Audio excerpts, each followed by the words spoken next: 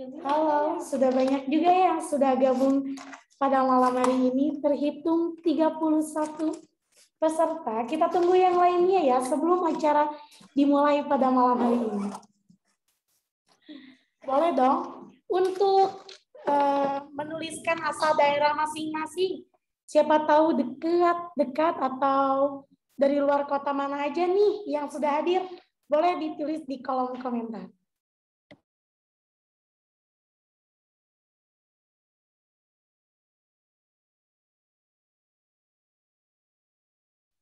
Oke, sudah ada yang mengirimkan dari Jawa Timur. Halo dari Kak Ani, salam kenal Kak Ani. Dari Kak Rifki, dari Sleman, Yogyakarta. Wah, nih ada Kak Rizka dari Tangerang Selatan hadir. Masya Allah, hebat-hebat ya.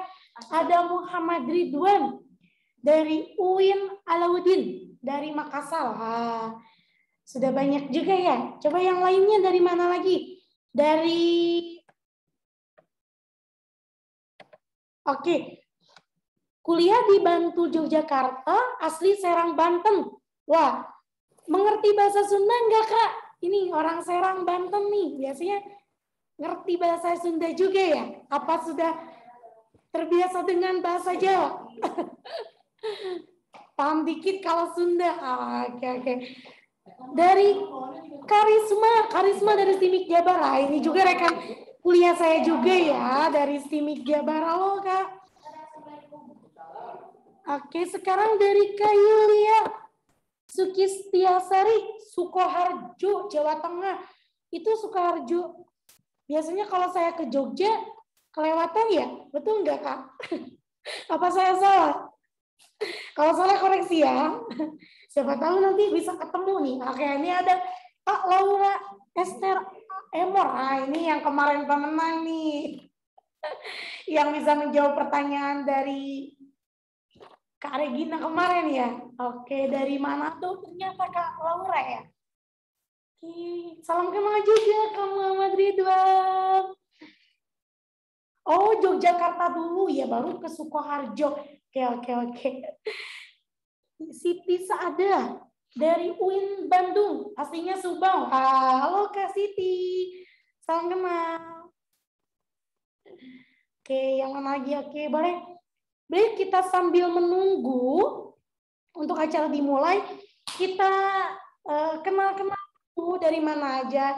Kemarin yang menang adik saya. Oh, yang menang adik saya. Tapi akunnya sama ya? Apa beda? Oh, beda nama ya. Oh, oke.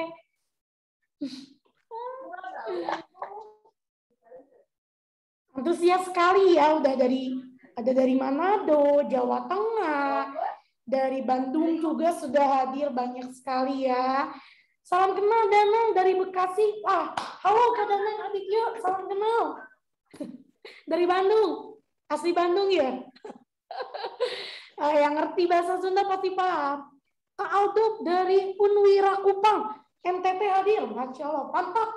Kak Aldo, semangat ya buat semuanya. Oke. Ada lagi yang mau ngirim atau mau perkenalan atau mau misalkan Jogja itu oleh-olehnya khasnya apa ya? Bakpia bukan? Dulu saya waktu ke Jogja itu bakpia bawanya. Betul nggak? Yang dari Jogja nih. Kalau dari Serang itu saya pernah ini ikan jambal, jamal apa ya? Iya, kalau nggak salah itu. Coba nih.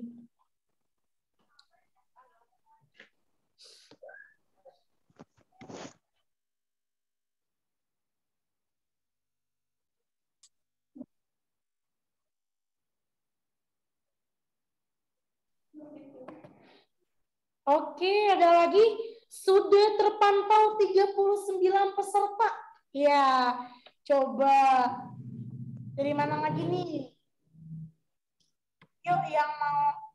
Kalau Kupang itu makanan khasnya apa ya, Kak? Kita sering-sering aja nih. Dari Kupang nih. Kalau dari Kupang itu identiknya apa? Kan kalau dari Bandung tuh peyem, makanan ringan ya. Kalau dari Kupang apa? Kan kalau dari Cirebon itu nasi jamblang gitu kan, Kak. Kalau dari Kupang itu apa, Kak? Dari Kupang, kalau dari ada yang TP juga ya. Kayaknya kenal nih. Kak Muhammad Ridwan sama Kak Abub. Sama nih dari Kupang. Dari NTT. Gitu kan. Jadi pada kenal ya di webinar kali ini semua dari Sabang sampai Merauke, Blasteran Makassar NTT. Wah, Blasteran nih Makassar.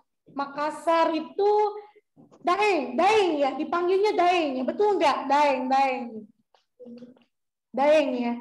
Kalau dari Makassar, betul nggak, Kak Muhammad? Iya betul Kak, wah iya betul. Daeng ya. Saya panggilnya Daeng Ridwan. Oke, kalau dari Jawa itu identik dengan mas ya. Contoh Cah Ayu, ya. Kalau dari Jawa itu benar nggak Kak? Kak tadi mana yang dari Kak Yulia, kalau panggilan untuk perempuan Cah Ayu betul nggak? Apa ada yang khasnya? Kan kalau cowok tuh identiknya dengan mas, gitu kan? Kalau ceweknya Cah Ayu bukan? Kalau Sunda kan panggilan untuk perempuan tuh Tete, kalau laki-laki tuh Akang. Nah, jadi boleh nih memanggil saya Tete atau kakak juga nggak jadi masalah. Oke, apa lagi ya? Mana nih? Oke, kalau perempuan itu Mbak ya. Oke, kalau perempuan itu Mbak, kalau Jawa dominan Cak Ayu Kak. Oh iya. Terima kasih Kak. Kalau laki itu Mas ya. Kalau laki udah familiar juga ya, panggilnya Mas gitu. Iya, kalau perempuan biasanya Mbak ya gitu, Mbak. Oh. Cak Ayu itu untuk anak-anak perempuan. Oh. Untuk panggilan sayang atau kayak gimana nih Kak? Assalamualaikum, selamat malam semua. Waalaikumsalam warahmatullahi wabarakatuh. Halo Kak Eris Wicaksono, dari mana nih Kak Eris? Kak Eris Wicaksono. Oke. Kalau Cak Ayu panggilan sayang, boleh dong panggil saya Cak Ayu. Panggilan sayang untuk anak perempuan ya. Oke. Cimahi Kak, Cimahinya di mana nih? Cimahinya. Brigit. Bagaimana? KMC-nya ramah banget. Aduh. Terima kasih KMC. Iya. Oke, Cimahinya di mana nih? Cimahinya ada Brigit, ada Cimahi Mall. Iya enggak? Betul enggak, Kak?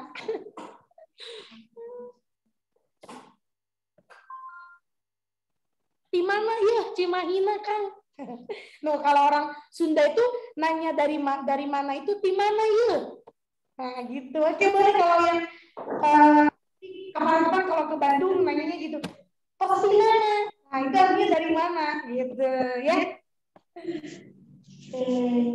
Mau tahu aja, mau tahu banget. Kayaknya mau tahu banget deh. Siapa tahu kan kita nanti di suatu hari atau di suatu tempat bertemu tanpa sengaja. Cela udah kayak lagu nih. Di suatu hari tanpa sengaja. Nanti kayak gitu ya. Oke.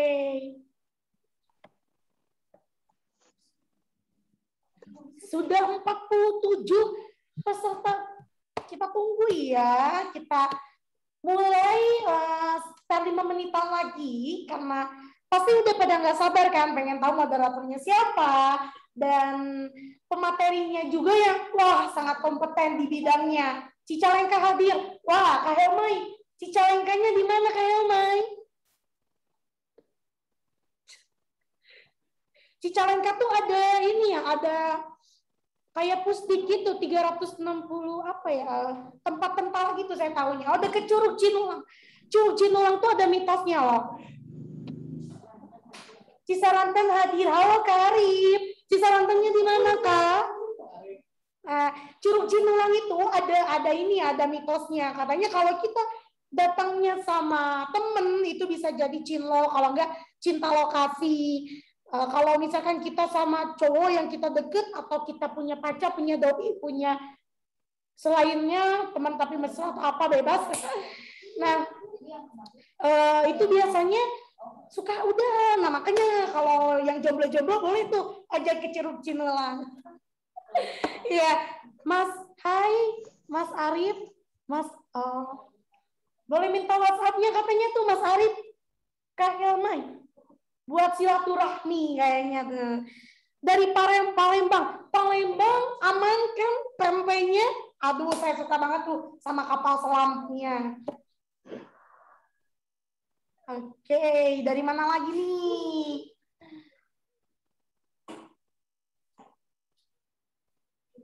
Itu yang dari Cimahi belum jawab. Dari mana nih Cimahinya?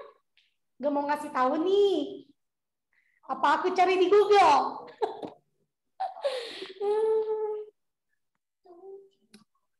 Makasih Mas Ari itu. Jadi terjalin ya relasi atau pertemanan di webinar kali ini tuh sangat luar biasa. Banyak sekali hal-hal terjadi. Cibeber. Oh ya, tahu Cibeber. Ya, saya pernah lewat doang sih, nggak lama-lama di situ juga. Kebetulan saya juga dulu waktu zaman SMK itu saya kelas di daerah Cimahi, Kak. Deket-deket Cimahi Mall. Legend banget tuh Cimahi Mall. Oke, dari mana lagi ya? Sudah 49 peserta.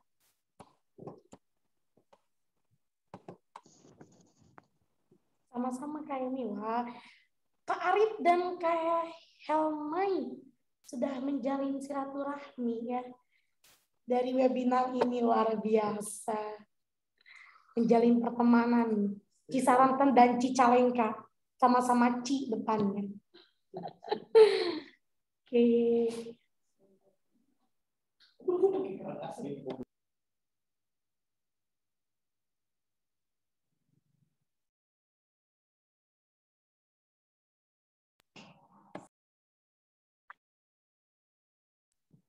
Oke, mana? Oh, Cibeber. Asli orang sana, Kak, Cibeber. Apa blasteran tadi? Kayak Kak, siapa ya yang blasteran Makassar NTT?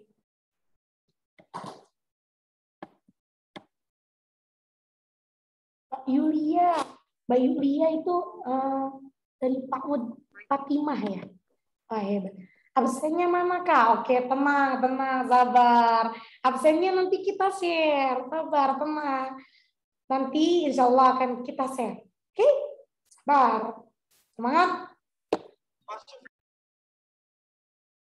Nah, kalau untuk link presensi itu, kita dibagikan di akhir. Soalnya jaringannya jelek. Boleh nanti kalau kakak mengikuti webinar ini dari awal sampai akhir, nanti akan ada linknya. Mudah-mudahan jaringannya membaik. Ya, kita doakan ya. Kita sama-sama doakan semoga jaringannya stabil. Kita sehat semuanya. Amin ya Allah ya Rabbal alamin. Mulai aja udah nanya absen ya nggak apa-apa. Kan bertanya tidak jadi masalah ya. Boleh untuk bertanya. Silakan, tidak jadi masalah. Oke. Mana lagi nih? Amin. Amin. Sehat ya di rumahnya, stay safe. Semoga pandemi ini cepat berakhir dan kembali normal lagi ya. Kegiatan-kegiatan harus tetap berjalan meskipun di pandemi ini ya. Oke, belum ada nih yang komen-komen lagi. Oke, terima kasih Kak Mansanga, Ani Khairul. Semangat yuk bisa.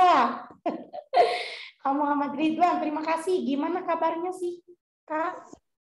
Alhamdulillah, luar biasa, tetap semangat, Allahu Akbar. Bagaimana nih kabar Kak Danang dan semua peserta yang ada di sini? Alhamdulillah baik, Insya Allah. Tetap sehat-sehat ya Kak.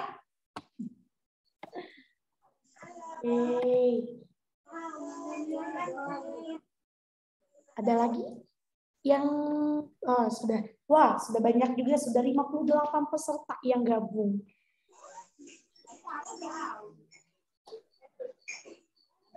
Fotonya foto gue, Be.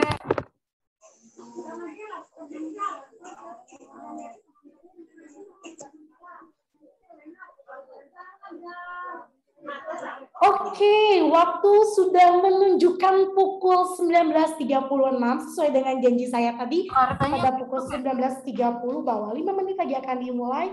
Oke, sekarang sudah memasuki waktunya untuk dimulai acaranya. Begitu baik, terima kasih Kakak. Oke, sekarang waktunya kita mulai acara webinar pada malam hari ini. Oke. Assalamualaikum warahmatullahi wabarakatuh. Selamat malam, salam sejahtera untuk kita semua. Salam, Om Swastiastu, Namo Buddhaya, salam kebajikan. Yang terhormat Bapak Kosidin, Sarjana Teknik Magister Komputer, selaku Ketua STIMIK Jabar. Yang terhormat Bapak Muhammad Saleh, Sarjana Komputer Magister Komputer, selaku Ketua LPPN. Yang terhormat Bapak Komarudin Tasdi, Sarjana Komputer Magister Komputer, selaku dosen pembimbing pengabdian pada masyarakat dari kelompok 6, serta selaku pemateri pada malam hari ini. Yang terhormat kelompok Pancanawasena, kelompok 6 PPM STIMIK Jabar. Yang terhormat Kak Regina Arifani selaku moderator pada malam hari ini. Tak kenal maka ta'aruf. Jadi wajib buat ta'aruf dulu. Perkenalkan, nama saya Nur Hayati. Sebagai Master of Ceremony pada acara webinar malam hari ini. Alhamdulillah, puji syukur kita panjatkan karena berkat rahmatnya, kita diberi kesempatan untuk menimba ilmu bersama-sama dari narasumber yang luar biasa, tentunya kompeten, yang dilakukan secara virtual. Semoga kita tetap sehat selalu ya. Kita akan mengikuti serangkaian acara webinar dengan tema pemanfaatan teknologi informasi kepada masyarakat. Yang pertama, kemarin sudah dilaksanakan. Pertama, pengembangan UMKM di masa pandemi. Kedua, pada hari Sabtu, pendidikan daring di masa pandemi. Dan pada malam hari ini, yaitu hari Minggu, peluang penghasilan dari blog. Izinkan saya membaca terlebih dahulu sesi webinar hari ini dengan topik yang akan dikaji dengan seminar peluang penghasilan dari blog. Sesinya yaitu 15 menit perkenalan pemateri dan moderator, 30 menit sesi sharing satu arah dari pembicara. Peserta dapat mengirimkan pertanyaan melalui fitur chat selama pembicara memberikan materi. Sesi tanya jawab dilakukan setelah sesi sharing selesai. 20 menit sesi diskusi dan tanya jawab. Moderator akan memimpin sesi ini dengan membacakan pertanyaan dari peserta. Lalu saya akan menyampaikan rules mengikuti webinarnya.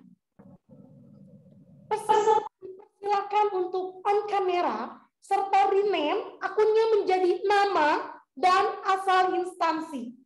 Kemudian peserta sangat diharapkan untuk mematikan suara ketika sesi sharing berlangsung.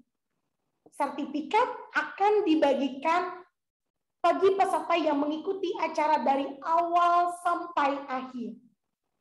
Selanjutnya memasuki acara inti, yaitu pemaparan materi oleh narasumber, sekaligus diskusi dan tanya jawab yang dipandu oleh moderator kita, yaitu siapa lagi kalau bukan Kak Regina Arifani. Oke, sebelumnya saya perkenalkan dulu Kak Regina Arifani, kesibukan beliau sebagai mahasiswa aktif semester 7 dan beliau merupakan ketua BEM Jabar serta beliau juga sosial media official Brand City Hana. Wah, good job nih.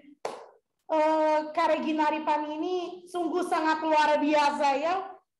Oke, baik, langsung saja kepada Kak Regina, dipersilakan. Baik, terima kasih banyak kepada Kak Hayati selaku Master of Ceremony. Halo, selamat malam. Saya Regina Arifani yang akan memandu jalannya acara webinar pada malam hari ini. Halo Pak Komar, apa kabar Pak? Sudah terdengar suara saya? Halo, cek sound, bagus enggak? Bagus sekali Bapak. Ya, siap. Luar biasa. Apa kabar nih Pak? Alhamdulillah baik. Nih kebetulan ada ibu dari kampung jadi tambah semangat. Mantap sekali. Oke teman-teman semua, tema webinar malam ini yaitu kita sama-sama kupas tuntas peluang penghasilan dari blog, di mana kita bisa langsung mendengarkan pemaparan materi dari narasumber kita, yaitu Bapak Komarudin Tasdik, Sarjana Komputer, Magister Komputer. Beliau adalah seorang blogger, YouTuber, pemerhati web, dan salah satu dosen favorit saya juga nih di STIMIK Jabar. Beliau juga merupakan seorang Google Trainer for Education, trainer BIMTEK, Kemdikbudristek, Managing Editor Jurnal Asyahid Journal of Islamic and Quranic Studies. Beliau juga merupakan seorang peneliti web Geographic Information System, dipresentasikan dan dipublikasikan pada jurnal internasional terindeks Scopus. Nah, buat kalian yang belum tahu, Scopus itu adalah layanan indeksasi dan penyedia database jurnal terbesar pada saat ini yang telah mengindeks lebih dari 22.000 jurnal dari 5.000 lebih penerbit. Nah, saya harap teman-teman hari ini bisa aktif bertanya.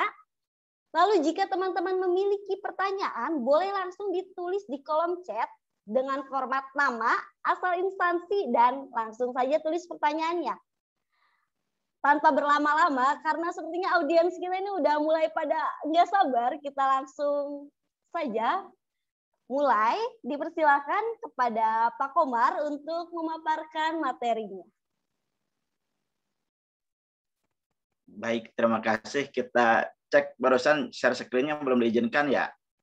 Bisa diizinkan dari host-nya. Boleh Bapak, sebentar ya Pak. Sebelum dimulai, buat teman-teman barusan sampai ke Kupang ya, mohon izin saya pakai kaos. Ini kaos kebesaran dari STIMIK Jabar salah satunya. Dan diharapkan ini tidak mengurangi rasa hormat kepada semuanya. Ini hanya ingin membuat suasana lebih tenang, lebih santai. Tapi mudah-mudahan nanti banyak pelajaran yang kita sharing bersama-sama ya. Amin, amin. Semoga ya Pak. Siap, bagus. Bentar ya.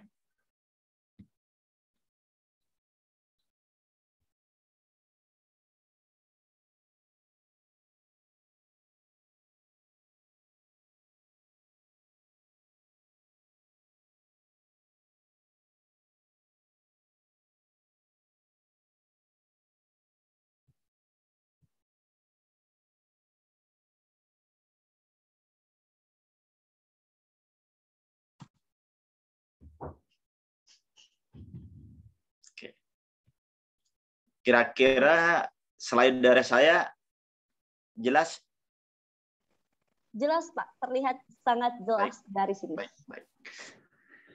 Kita mulai saja ya, Neng Regina dan Neng Nur, Neng Teh Nui. Mangga Bapak, silahkan. Baik. Kita mulai saja. Mohon izin, dan kalau nanti kebablasan mohon diingatkan, kita mulai 1945 ya. Bismillah. Assalamualaikum warahmatullahi wabarakatuh. Waalaikumsalam warahmatullahi wabarakatuh. Selamat jumpa teman-teman, mungkin ini dari Nusantara ya, yang barusan bilang dari Kupang. Saya pernah singgah megah di 2 hotel di Kupang gitu. Tapi saya lupa lagi kalau saya ada Hotel Felicia itu di sana itu. Mudah-mudahan kita semakin erat menjalin silaturahmi, tidak melihat dari etnisnya, tidak melihat dari mana kita berasal. Kita bisa bersama-sama membangun negeri bersama teknologi digital gitu. Tenang saja ya. Oke. Kalau barusan ada perjuangan untuk sinyal, memang sinyal internet jadi tantangan kalau acara-acara seperti ini. Tetapi jangan lupa kalau sinyal internet itu tidak terlalu berbahaya karena kita bisa nyambung-nyambung. Yang lebih berbahaya itu kalau sinyal hati dan sinyal kepala itu tidak nyambung gitu. Itu tidak akan membuahkan sesuatu yang hebat. Oke. Bagi teman-teman yang suka serius, mohon izinkan saya kelihatannya serius banget nih. Jadi jangan kaget ya. Yang jelas mudah-mudahan saya orangnya baik. Oke. Tidak ada yang spesial dan tidak ada yang hebat. Ini berbagi cerita saja. Mudah-mudahan ada manfaat untuk teman-teman, apalagi anak-anak muda, untuk berbagi pengalaman dalam blogging. Sebenarnya saya bukan murni blogging, tapi saya cenderung blog selalu direlasikan, dihubungkan dengan pendidikan.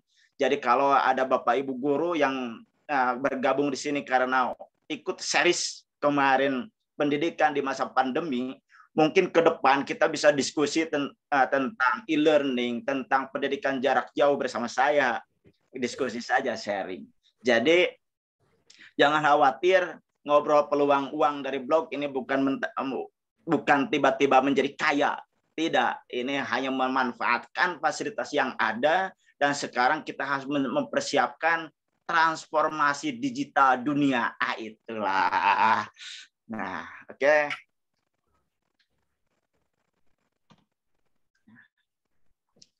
Kita kenalan dulu. Dan memang saya salah seorang yang agak agak gugup ketika di kamera, jadi saya tampilkan kamera foto ini saja. Sengaja saya cantumkan bahwa saya lahir di Cisewu, ada cerita sedikit. Saya ketika mulai kuliah itu semester 1 di prospek itu biasa selalu memperkenalkan bahwa saya ini dari Cisewu bukan dari Garut. Alasannya karena saya belum tahu kota Garut itu seperti apa. Padahal Cisewu itu kecamatan dan desa bagian dari Garut. Dan saya membangun kepercayaan diri bahwa saya dari kampung, tapi untuk bersaing tidaklah tertutup untuk bersaing dengan orang-orang kota. Bahkan agak terbaru sampai saya ikut pasca sarjana di IPB, itu biasanya kalau kenalan dengan ada yang dari berbagai daerah dari Sumatera yang mendapatkan beasiswa, biasanya saya memperkenalkan saya dari Cisewu. Lalu bertanya, dari mana Cisewu itu? Dari Garut. Nah, West Java. Itu sebagai warisan motivasi bahwa kalau sebuah negara ingin maju, itu harus menjunjung kearifan lokalnya. Kalau kita tidak bangga dengan daerah mana asal kita lahir, maka itu pesimis negara itu akan maju. Itulah, jangan terus serius-serius ya. Kalau nanti ada kontak-kontak bisa via email dulu atau di blog saya di katabah.com, di menu profil itu ada nomor WA-nya dan bisa dikomentar juga, banyak lah untuk komunikasi. Baik. Kalau saya sengaja biasanya jarang sekali mencantum gelar, itu ini mudah-mudahan kalau ada di sini audiens dari siswa dan dulu belum dan merasa kurang beruntung dari segi ekonomi, jangan khawatir, saya kuliah dulu dari D1 dulu, diploma 1 tahun. Jadi AMD ini dari D3, diploma 3. Jadi saya punya ijazahnya sampai S1 itu sudah 3 itu. Jadi tenang saja. Teman-teman yang penting melangkah untuk kuliah, berdoa, insya Allah akan mencapai apa yang kita cita-citakan gitu ya. Oke. Aktivitas seperti tadi dari moderator, sebenarnya saya YouTuber termasuk pemula karena sekarang Indonesia ini kalau kata Pak Budi Raharjo, dosen sangat terkenal itu dari ITB, seorang teknopreneur, bahwa Indonesia ini memang tidak bisa dipaksa untuk membaca seperti orang-orang Amerika. Kekuatan membaca itu lemah Indonesia itu. Tetapi Indonesia lebih ke arah visual. Maka saya juga harus mengikuti keadaan, maka blogger itu harus diintegrasikan nanti dengan YouTube. Nah, begitu. Nah, yang lainnya nantilah kita cerita bagaimana Google Trainer for Education-nya, ada nanti sedikit cerita ya. Ini disampaikan bukan bermaksud untuk berbangga-bangga, tetapi ingin menyampaikan bahwa ketika kita punya cita-cita dan kita melangkah perlahan-lahan, lama-kelamaan insya Allah Allah menakdirkan untuk menemukan apa yang kita cita-citakan itu. Nanti di penutup akan saya sampaikan bagaimana saya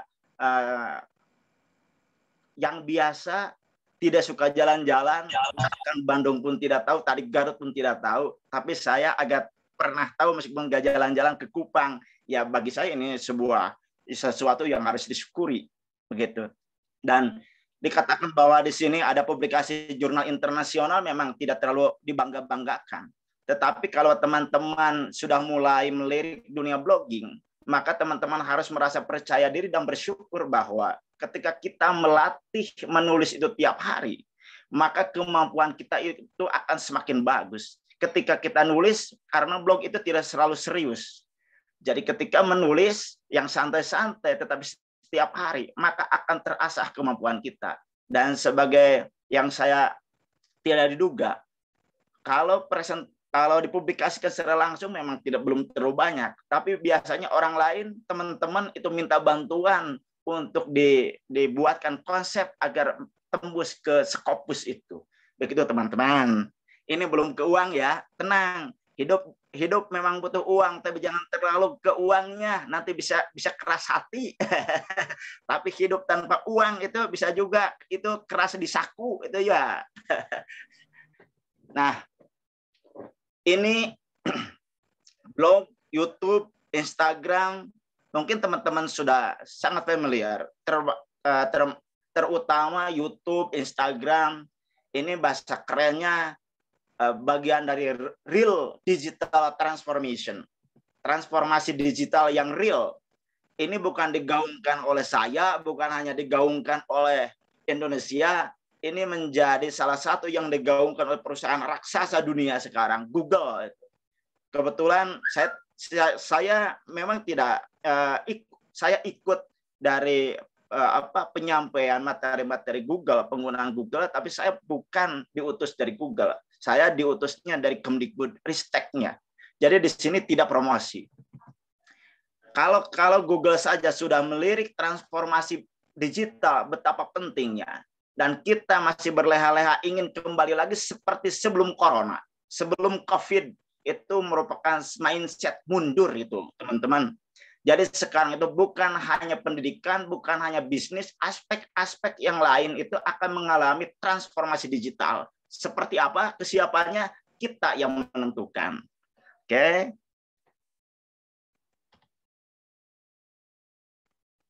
Nah, ketika kita ingin berbicara tentang blog,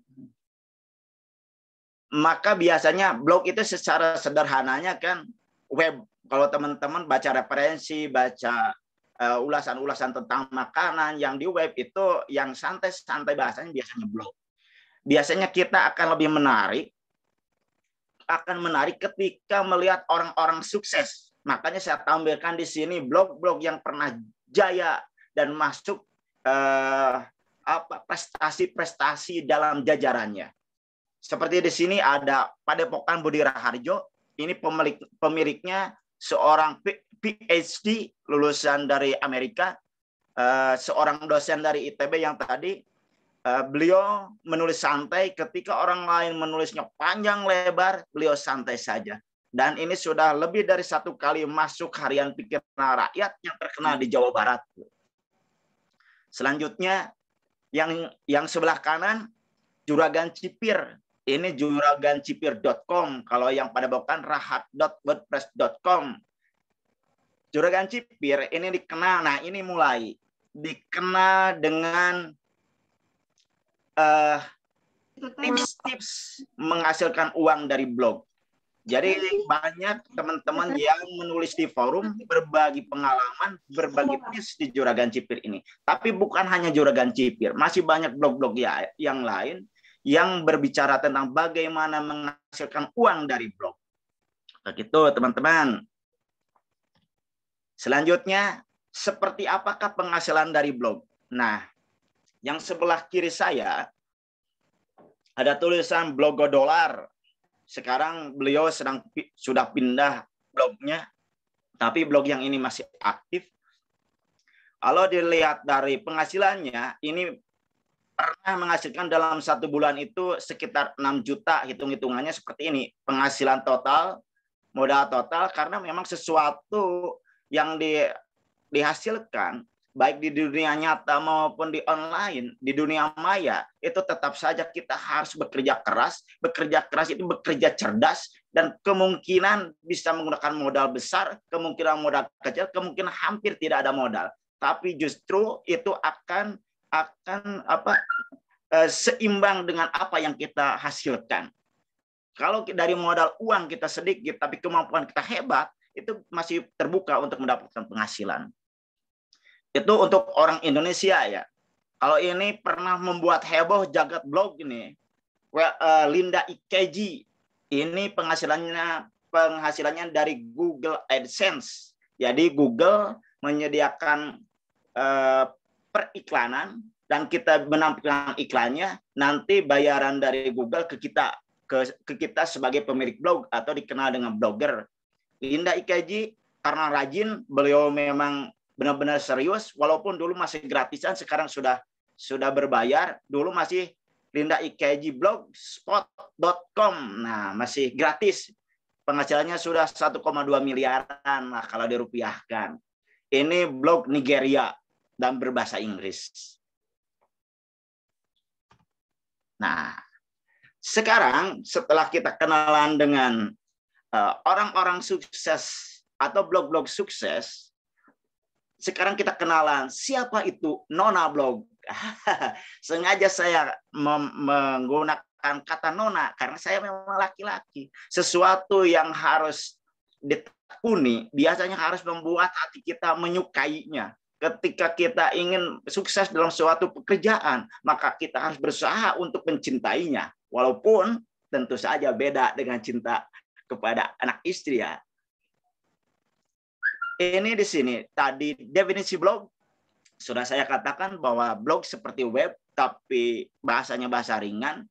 Tetapi kalau sekarang sudah mengarah karena banyak yang santai-santai itu ke YouTube, maka di blog itu cenderung yang lebih serius-serius. Contohnya membahas, kalau saya membahas tentang tips skripsi atau tips ruqyah, itu kan lebih serius-serius, atau materi contohnya tentang IPA.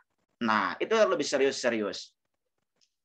Platform kita bahas ke bawahnya ada WordPress, ada Blogspot. Contohnya ya.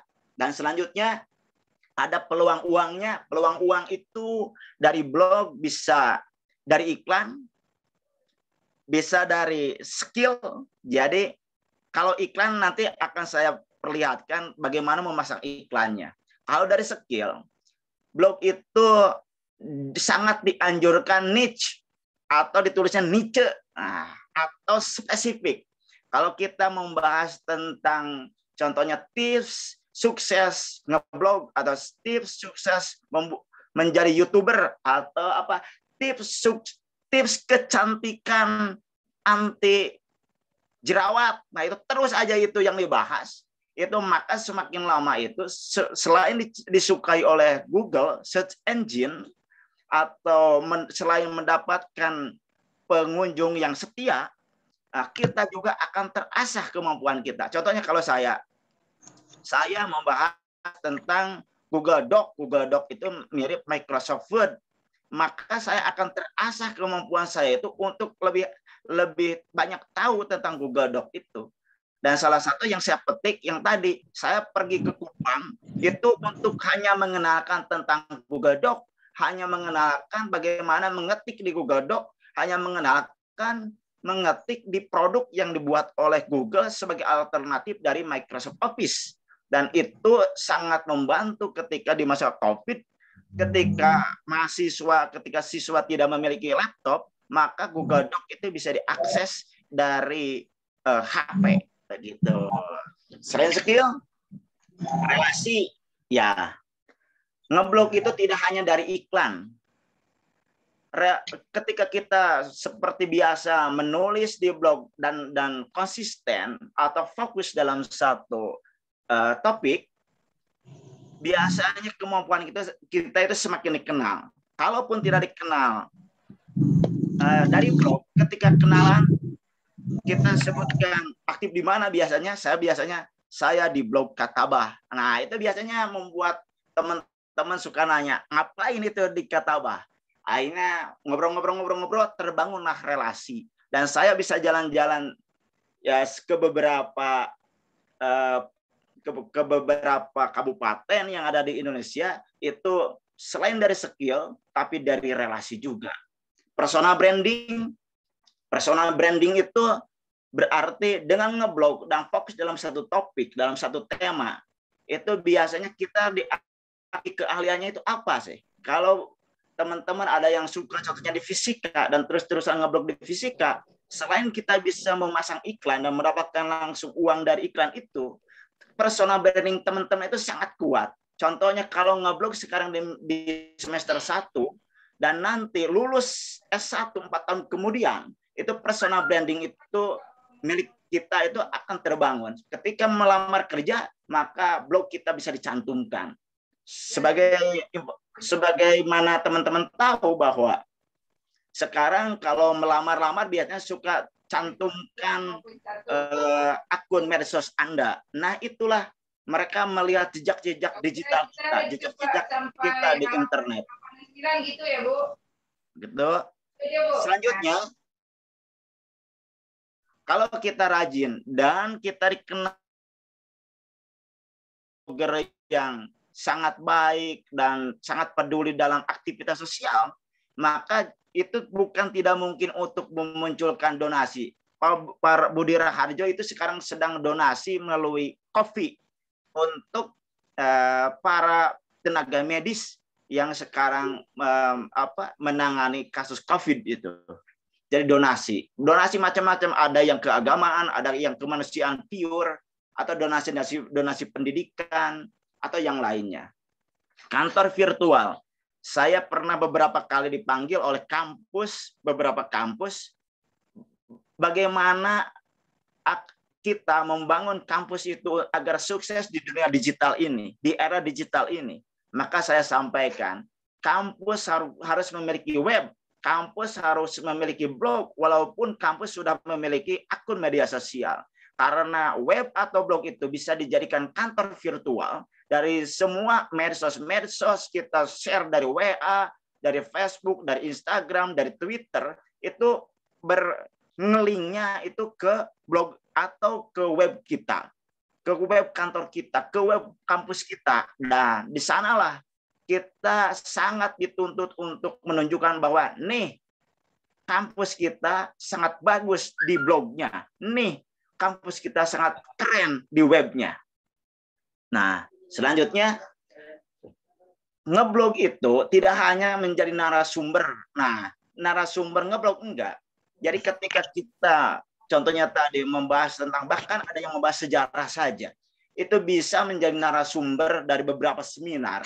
Dan uang tentu saja tidak langsung diperoleh dari blog, tapi melalui aktivitas blog kita bisa menjadi narasumber. Dan ketika menjadi narasumber, tentu saja teman-teman semua tahu bahwa narasumber itu bayarannya ya bisa di atas 500.000. Itu blog-blog narasumber pemula itu. Kalau yang sudah kompeten biasanya di atas 5 juta itu per satu sesi. Begitu. Yang keempat, integrasi blog. Maaf nih dikit lagi. Dan medsos serta YouTube. Nanti seperti apa gambarnya, kenapa harus dihubungkan blog itu? salah satu tujuannya agar seperti barusan, aktivitas-aktivitas kita di medsos, aktivitas-aktivitas di YouTube nge-link ke blog sehingga pengunjung blog semakin banyak. Semakin banyak pengunjung blog kita, maka peluang untuk mendapatkan uang itu semakin besar. Begitu. Nah, ini blog platformnya ya. Bisa gratisan. Kalau teman-teman nanti membuka katabah.com, aslinya 100 papan ketik blogspot.com. Nah, pas dibuka oleh teman-teman itu jadi katabah.com karena saya sewa domain dalam 1 tahun hanya 150.000 saja. Kalaupun tidak sewa domain, tetap dipanjangkan seperti ini, 100 papan ketik blogspot.com tidak masalah. Tentu saja nanti ada kelemahan dan kelebihannya. Ada juga yang gratis itu dari Komarudin Tasik, contohnya dari WordPress. Komarudin Tasik wordpress.com, tapi setahu saya untuk gratisan di WordPress tidak bisa dipasang iklan. Nah, lebih leluasa kalau di Blogspot. Kenapa WordPress dimunculkan di sini?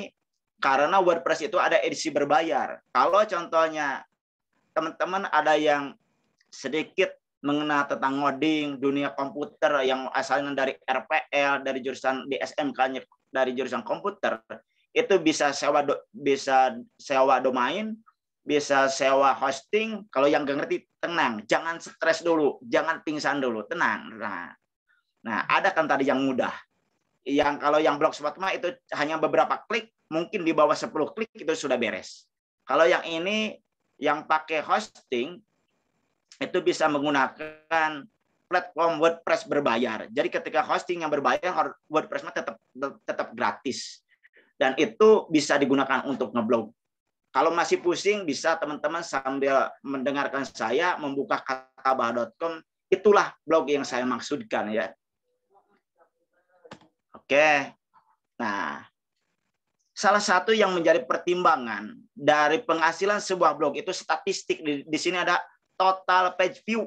Ini saya ambil dari katabah.com, dari blog personal saya. Sebenarnya blog Katabah ini tidak dibangun secara profesional. Jadi segala campur aduk gitu.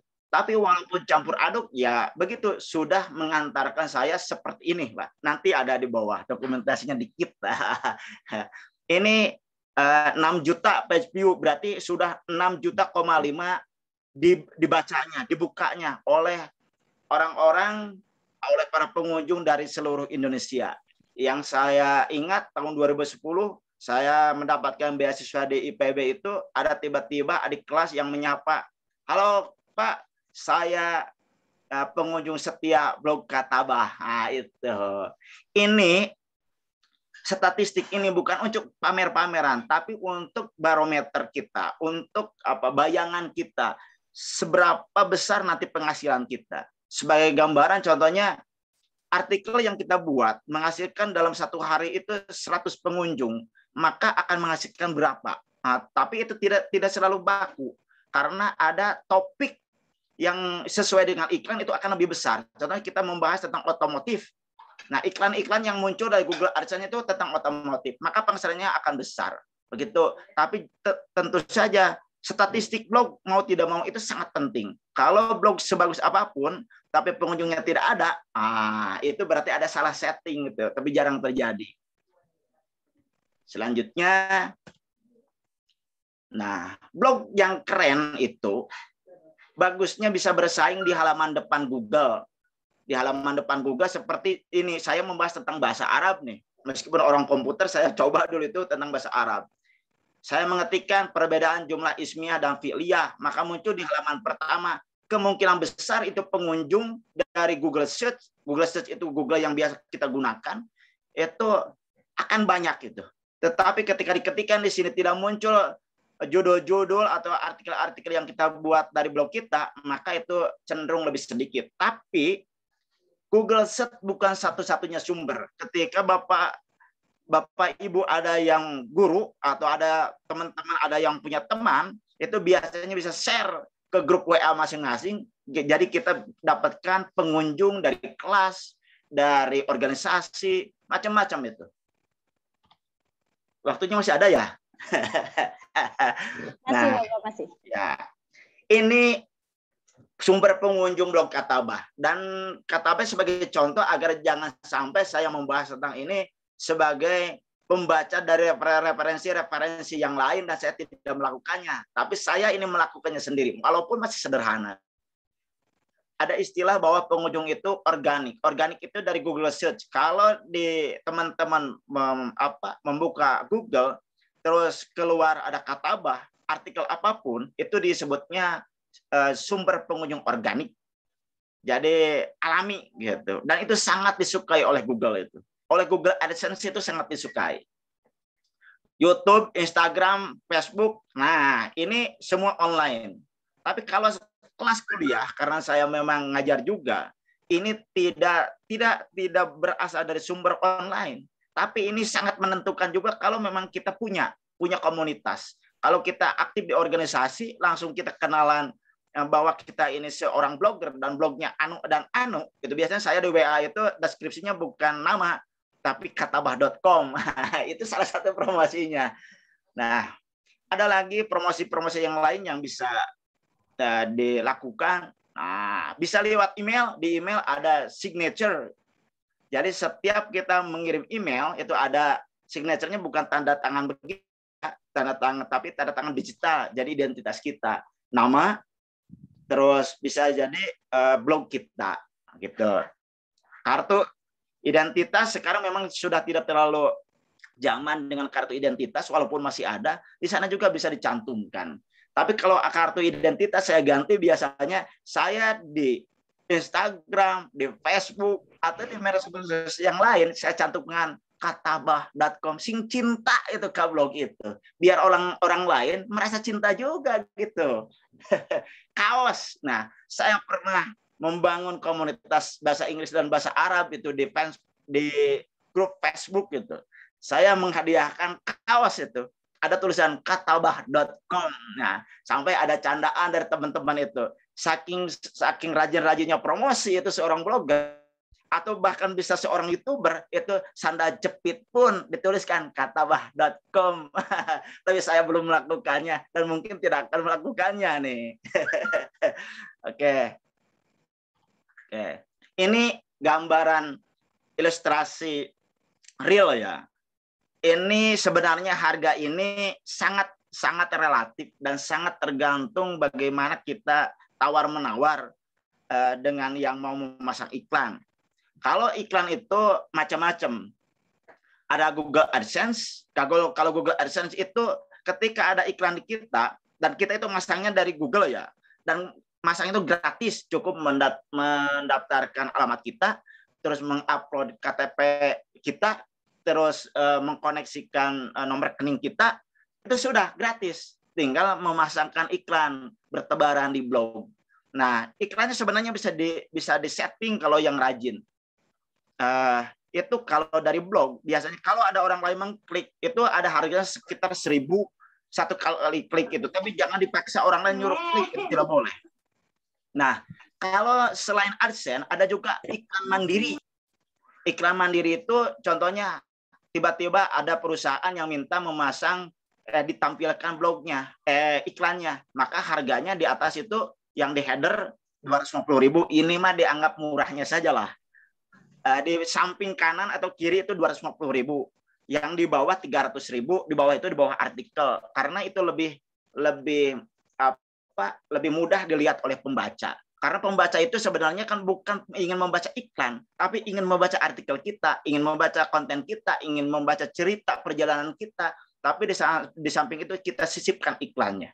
Begitu teman-teman, ini sekali lagi sangat relatif jumlahnya. Dan apakah hanya segini? Kalau totalnya ini kan sekitar berapa? 250, 500, 800 ya. Di dalam artikel juga ada istilahnya artikel review. Kalau teman-teman contohnya di artikel ada tulisan, ada link ke kompas.com contohnya, itu bisa jadi itu iklan itu.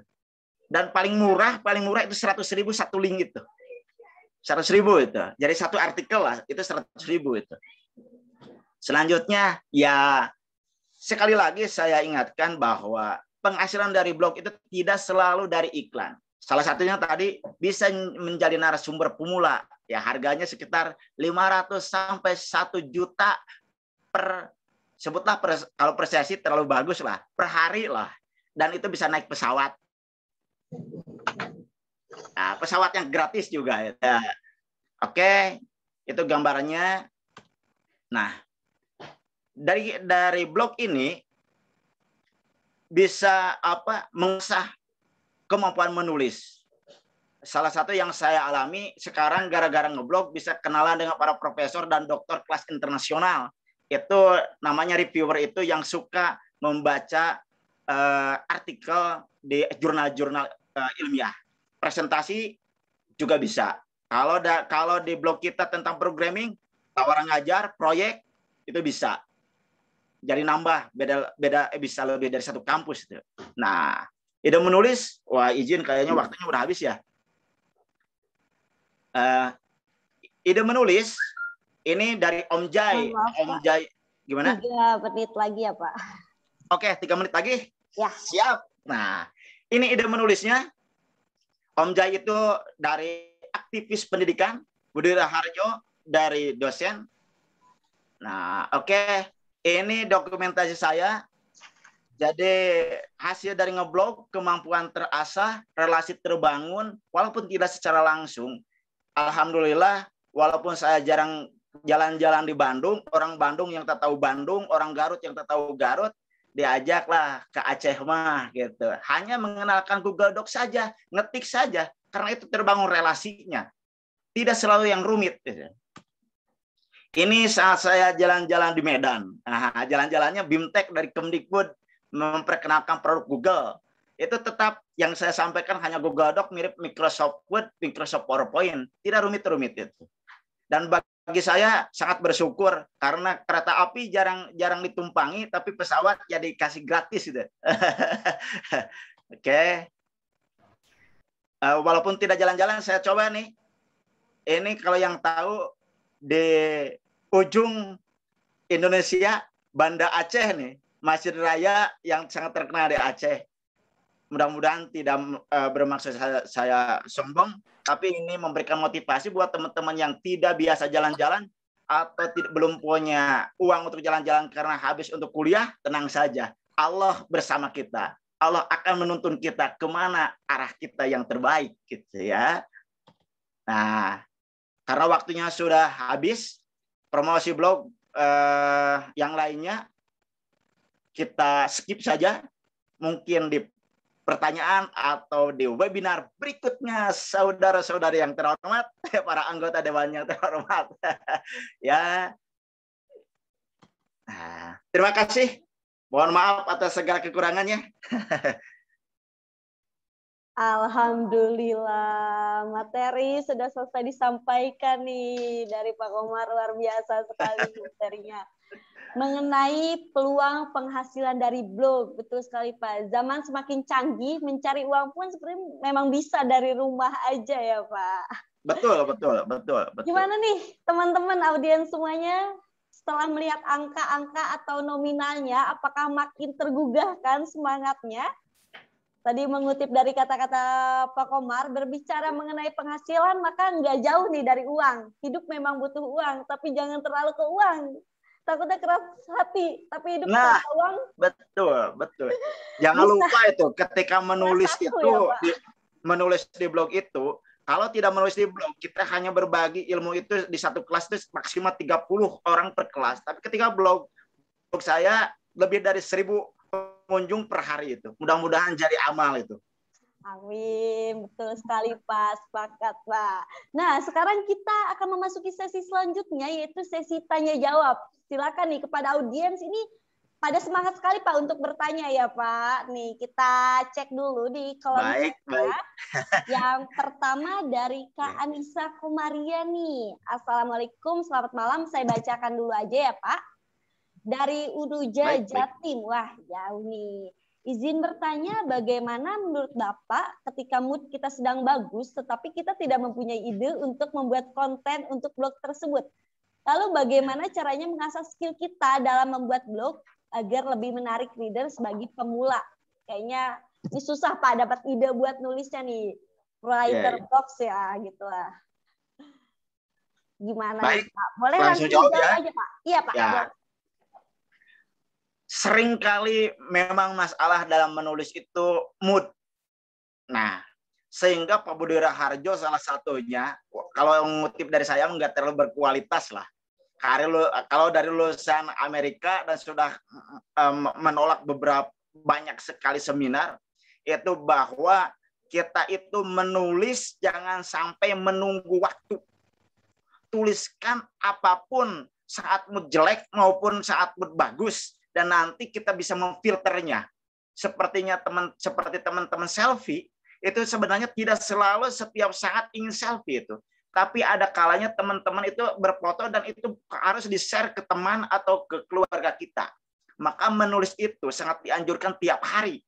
Tidak peduli mau jelek, tidak peduli maupun mau bagus itu.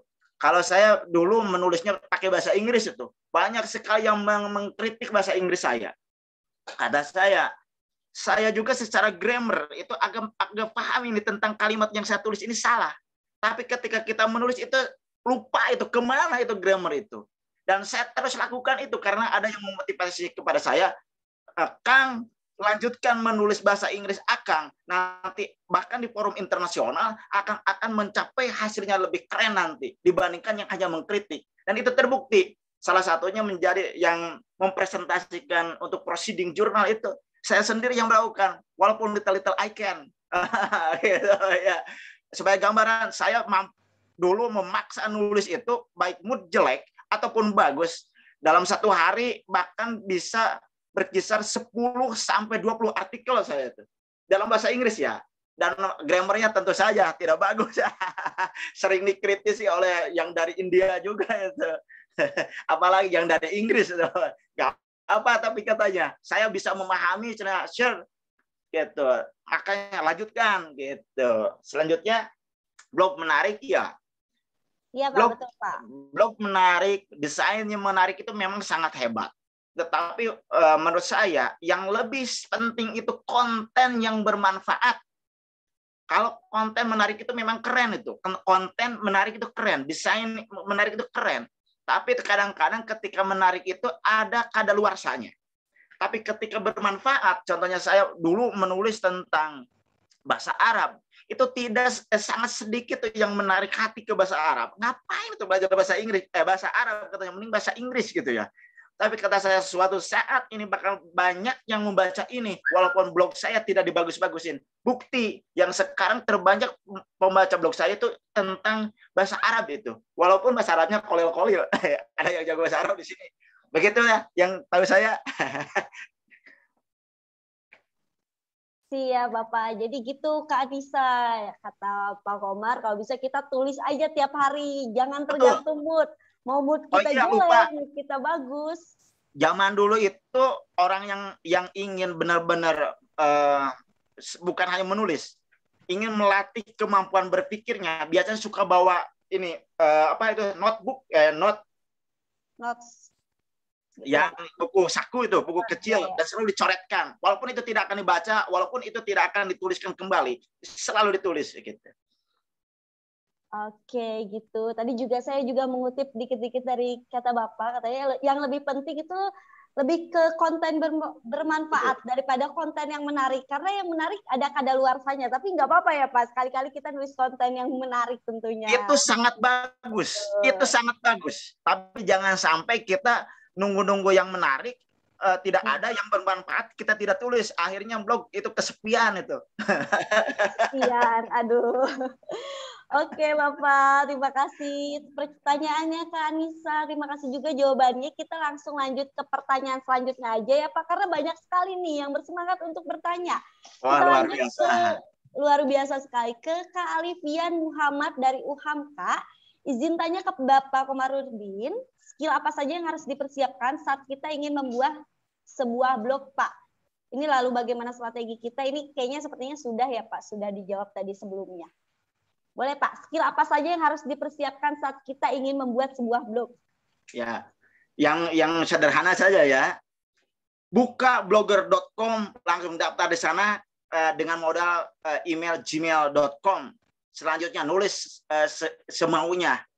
Nah, setelah kita sudah terbiasa menulis semaunya, itu Allah itu menciptakan otak kita itu luar biasa. Ketika diasah tiap hari menulis semaunya, maka nanti akan terpikir apa sih keahlian kita untuk menulis itu. Kalau kita dipaksa, contohnya saya sukanya bahasa, sukanya komputer, saya dipaksa karena uangnya gede, itu membahas tentang otomotif. Setahun 2 tahun kemudian itu hilang ide. Tapi ketika kita konsisten dengan kesukaan kita, favorit kita, maka bertahun-tahun kemudian itu akan menjadi ahli kita itu di bidang itu. Sebagai gambaran, saya mungkin mengajar pemrograman web. Itu sebenarnya saya tidak terlalu ahli-ahli. Tapi karena saya di blog update, ketika mau ngajar, saya tinggal menggunakannya. Begitu. Intinya, tulislah yang kira-kira teman minati dan ingin dijadikan keahlian teman-teman. Itu. Baik, Pak. Jadi kita harus asah tulisan setiap hari. Nanti pasti kita makin lama akan terpikir keahlian kita itu ada di bidang apa. Betul, Seperti betul. itu, Kak Alfian. Terima kasih Ya. pertanyaan dan jawabannya. Kita langsung lanjut lagi nih. Ada pertanyaan menarik dari Kak Ahmad Fahrozi Sitorus. Katanya, apa pengertian personal branding? Dan Kak Ahmad ini minta dikasih contoh, Pak, katanya. Baik. Dari Ahmad Saya Fahrozi Sitorus dari Medan, Pak, katanya. Oh ya, wah Medan Jauh sekali, Bapak. jauh sekali ya. Medan itu saya pernah kemarin saya tuh agak pelupa itu. Saya Medan ya. Oke, kemarin orang-orangnya yang dari Nias itu ke Medan itu. Saya ketemu Bapak Ibu guru itu. Barusan itu jadi lupa lagi pertanyaan. Mohon izin minum dulu ya. Iya, silakan Bapak. Boleh sekali, Bapak. Boleh diulangi jadi ingat ke Medan ya. Ya, gimana? Perihal mengenai personal branding Oh, dan iya, katanya kasih contoh, ingat. Pak. Ya. Kalau definisi personal branding buka saja dari Google Search lah. Kalau yang realnya, yang mudahnya personal branding itu seperti ini. Kalau saya menulis tentang komputer terus-terusan, maka teman-teman saya itu akan mengetahui bahwa saya ini memang jagonya di komputer. Sebagai gambarannya, kemarin saya perjalanan ke Medan itu berbarengan dengan teman yang narasumber di salah satu perguruan tinggi swasta terkenal di Bandung, itu menawarkan ke saya untuk menjadi narasumber pemrograman. Nah, mereka karena mendengar bahwa saya itu suka update di blog tentang pemrograman itu. Begitu. Kalau contohnya Bapak terus seorang guru terus membahas tentang fisika, maka personal branding Bapak itu akan dikenal bahwa Bapak ini ahli dalam fisika itu. Nah, nanti kalau Bapak ingin jadi narasumber di berbagai seminar atau Bapak ingin mengajar di luar kampus utama, itu biasanya dicantumkan saja begitu. Itu terbentuk yang sederhananya dari personal branding. Gitu. Baik, terima kasih Bapak. Gimana nih, Kak Ahmad Fahrozi sudah cukup jelas jawabannya. Kalau misalkan belum jelas, boleh tulis lagi di kolom komentar. Kita langsung lanjut nih ke pertanyaan selanjutnya. Oh iya, kalau misalkan mau ada yang bertanya dengan cara on mic juga boleh banget. Silakan raise hand aja ya. Kalau misalkan mau on mic, kita bakal lebih bersemangat lagi nih. Kita lanjut ke Kak Alfian. Oh iya, Kak Alfian Muhammad nih boleh on mic, Kak Alfian? Ya loh Kak, apakah suara saya terdengar dengan jelas Kak? Halo Kak. Halo, terdengar suaranya. Boleh dibicarakan apa pertanyaannya? Oh iya, bentar ya Kak. Siap. Saya izin bertanya ke Bapak Komarudin. Kesalahan apa saja yang sering dilakukan oleh blogger pemula dalam menulis di laman blognya Pak? Lalu sebelum menulis di blog kita, hal-hal apa saja yang harus diperhatikan dalam menulis ke blog agar terhindar dari plagiarisme dan juga data-data yang kita tulis valid berdasarkan fakta-fakta yang ada. Itu saja Pak, terima kasih. Ini mah calon reviewer internasional kayaknya. Udah ngobrol plagiarisme mah. Ya, keren. Nah, salah satu yang langsung dijawab ini saya lupa. Boleh langsung dijawab saja, Pak. Ya, baik. Untuk blogger pemula, agar terhindar dari, kalau tadi usahanya berarti nulis saja apa yang kita inginkan, karena nanti akan terkristal kualitas mana yang akan kita ciptakan. Kalau kita punya blog itu bagusnya tidak satu. Jadi satu segala ada, yang satu kita pilih-pilih topiknya. Ini kayaknya bagus nih, berarti di blog B contohnya. Yang segala ada di blog A. Nah, nanti yang akan menjadi jagoannya itu di blog B-nya. Jarang sekali blogger yang sukses langsung di satu blog. Jadi harusnya lebih dari satu. Bahkan ada teman itu yang menargetkan 100 blog gitu. Kalau saya dulu sampai 30 blog. Begitu. Nah, kalau terhindar dari plagiarisme, yang paling enak yang saya lakukan itu menulis yang sesuai apa yang kita pikirkan, apa yang kita alami. Nanti kalau ingin meningkatkan kualitasnya, kita baca referensinya, kita cantumkan referensinya di blog itu. Sebenarnya itu sudah terhindar dari plagiarisme. Tapi ada kekeliruan sekarang itu tentang plagiarisme. Ketika kita mengutipnya terlalu banyak dari sumber yang lain, terlalu panjang, contoh satu paragraf itu dianggap plagiarisme kalau dicek dengan Turnitin. Nah, itu solusinya di parafrase. Meskipun saya tidak kurang setuju itu, tapi ya harus ngikut lah. Karena memang dunia saat ini masih tunduk ke tools, jadi kemampuan ilmiahnya sedikit terlupakan, itu maka kita diparafrasekan. Parafrasekan itu dibahasakan dengan bahasa kita sendiri. Kalau kita ngutip definisi contohnya dari kompas.com, dari detik.com, atau dari Wikipedia, bahkan kita parafrasekan dengan bahasa kita sendiri, itu terhindar dari plagiarisme. Tapi tetap, walaupun terhindar, tetap mencantumkan sumber itu harus itu. Karena kita juga tidak enak ketika tulisan kita disadar oleh orang lain, tidak dicantumkan blog kita, begitu. Ya. Baik Bapak, sepertinya yang paling ini buat menghindari plagiarisme, nulis dari pengalaman kita sendiri ya Pak. Itu lebih keren biasanya. Kalau selfie kan itu bisa diceritakan itu. Oh iya, betul sekali Pak. Oke nih, ada yang resen lagi nih, Kak Helva Rosela. Boleh Kak Helva Rosela? Boleh on mic? Mumpung masih ada waktu nih, kita sharing-sharing lagi. Ya. Ya, silakan. Suara saya terdengar? Terdengar Kak. Boleh Kak. Izin bertanya Pak. Nah, mengapa budaya di Indonesia banyak konten yang tidak berbobot dan tidak bermanfaat yang lebih disukai oleh masyarakat daripada konten yang edukatif? Nah, gimana cara mempertahankan konten yang edukatif dan kreatif agar tetap terus tersebar dan disukai oleh masyarakat?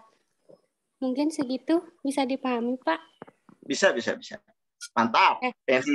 Kayaknya ini cocok untuk pengamat media sosial nih.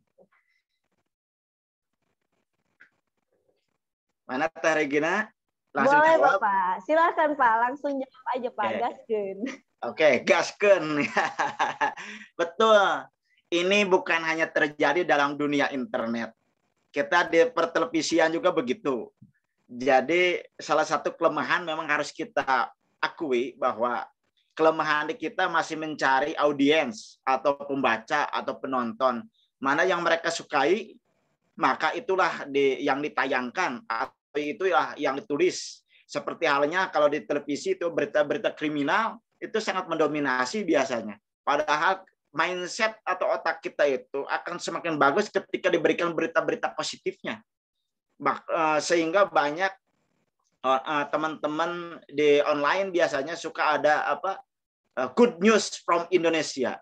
Nah, walaupun memang tidak mudah, untuk yang barusan yang konten edukatif itu jangan sampai kalah, maka kita harus menjadi bagian dari perubahan itu. Kalau kita membiarkan dan kita hanya menunggu orang lain untuk mengubah konten-konten yang kurang berbobot menjadi konten yang berbobot, itu kita pasif dan perubahan akan sangat lamban. Jadi kita harus menjadi bagian dari itu. Dan kita jangan ikut-ikutan ke konten yang tidak berkualitas. Bahkan sekarang itu sekelas portal berita nasional pun seakan-akan yang saya pahami itu kurang berkualitas karena mereka mengejar pengunjung. Nah, saya berharap dari teman-teman yang ada di sini ada yang mau berpartisipasi aktif untuk mengubah peradaban seperti itu, kebiasaan seperti itu. Jadi solusinya kita jadilah contohnya blogger atau YouTuber dan berikanlah konten yang berkualitas. Sepi pengunjung nggak apa-apa di awal karena kita ada niat baik untuk membangun bangsa. Yang kedua, kita juga jangan terlalu menyalahkan orang lain. Ketika contoh masyarakat sukanya yang kurang berkualitas, justru bertanyanya ke kita. Berarti kita masih lemah menyampaikan, menyajikan konten positif sehingga kurang menarik di hadapan mereka. Maka terus kita bina, terus kita buat sesuatu yang menarik buat mereka. Sebagai contoh yang tadi, kalau masyarakat kita memang sukanya nonton, dan kita memaksa untuk membaca itu nggak bisa. Walaupun bisa, itu lamban sekali. Tapi kita tawarkan di videonya, mereka suruh nonton pembicaraan kita, dan kita cantumkan link tulisan kita. Kalau contohnya di video juga tidak suka yang lama-lama, atau di artikel tidak suka yang panjang-panjang, untuk orang Indonesia itu, berikanlah yang pendek, tapi sediakan link yang lebih panjangnya. Nah, itulah yang saya tahu itu. Oke Pak. Jadi kalau misalkan kita mau merubah budaya yang konten-konten yang kurang berbobot lebih di atas, kita harus bisa menjadi bagian dari si pembuat konten edukatif dan berkualitas itu untuk membangun bangsa tentunya. Seperti itu, Kakak. Terima kasih Bapak jawabannya. Terima kasih. Sama-sama. Sama-sama Kakak. Kita lanjut ke pertanyaan selanjutnya. Nih Kak Erik Alfredo sudah raise hand. Boleh Kak Erik? On mic, silahkan Kak Erik. Assalamualaikum buat moderator dan Bapak Komarudin. Saya Waalaikumsalam. Dari Jakarta, Pak. Ini saya pengen nanya nih Pak. Saya kan pernah buat konten ya, dan teman-teman saya di blogger juga minta tolong sama saya buat konten nih Pak. Yang saya tanyakan nih Pak, buat teman-teman yang ingin buat konten atau yang blogger yang sudah pernah buat konten, menurut Bapak nih, untuk konten kreatif Pak di era digital 6.0 seperti apa Pak? Apakah seorang skill konten kreatif itu akan selalu memiliki strategi Pak yang menarik? Kalau tidak, bagaimana sih cara kita nih anak muda atau blogger membuat skill kreatif konten digital tersebut selalu menarik penonton dan tidak menonton Pak? Dikarenakan saat ini kan saya sudah membaca beberapa link ya Pak ya, atau konten itu mereka monoton Pak, tidak mengerti tentang alur yang mereka buat, sampai memojokkan salah satu seseorang, jadi kayak menyindir Pak, jadi menyindir orang A, menyindir orang B, jadi nggak ada tujuannya gitu. Nah kalau saya kan memberikan konten yang motivasi Pak, jadi yang tadi Bapak bilang dikit tapi deskripsinya panjang. Itu. Nah, menurut Bapak nih konten yang kreatif digital untuk anak-anak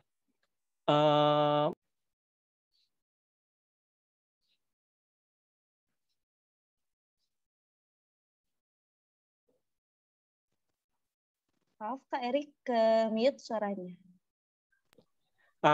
Maaf nih. Saya ulang lagi Pak ya.